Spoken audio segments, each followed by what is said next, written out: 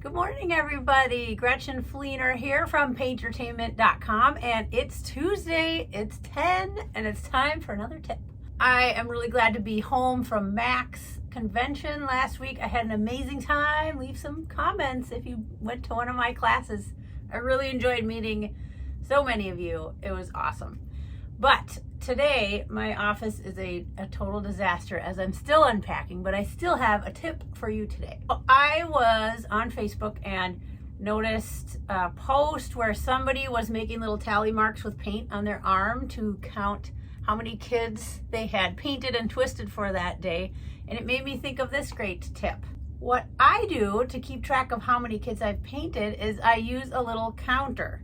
Here's one of them. This is called a stitch counter. This is one a friend gave me. It's even blinged out, which is awesome. People use these when they are doing crochet or knitting and they need to keep track of their stitches. So if you do a search for a stitch counter, this is a digital one. So all you do here is push this little button with each kid and it'll count. It'll keep track for you. And then there's a reset button. I also like to use tally counters. Now, of course, as I mentioned, my studio's in a bit of a disarray right now, so I can't seem to find my little tally counters. But here's a picture of them. I like the tally counters because they give you that tactile feedback. It kind of clicks when you push the button, and it's a manual thing, so you don't have to worry about a battery dying on you. They also are a little harder to press than the digital buttons, so you're less likely to accidentally push a button and add a kid or have a kid bump it or something like that. Now, the trickiest part about keeping track of how many kids you've painted is just remembering to push that button or click that clicker. So what I do is I take my counter and I strategically place it next to something that I always interact with every kid. So that way when I go do that thing, it reminds me to push my button. I put my counter right by my mirror.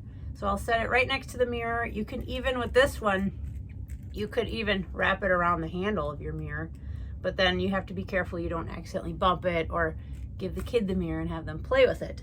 But what I do is I set it next to my mirror. When I go to reach for my mirror, I hit that button every time. Maybe it's when you go to pick up a brush. So just something that you do every time that will be kind of a trigger to remind you to click that button.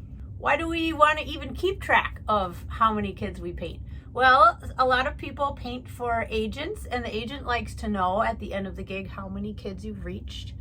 That's really helpful for me anyway when I'm an agent, because I will usually promise a certain number of kids per hour to my clients, and I don't want to overpromise or underpromise, and I don't want to get in a situation where the client says, well, you didn't reach everybody.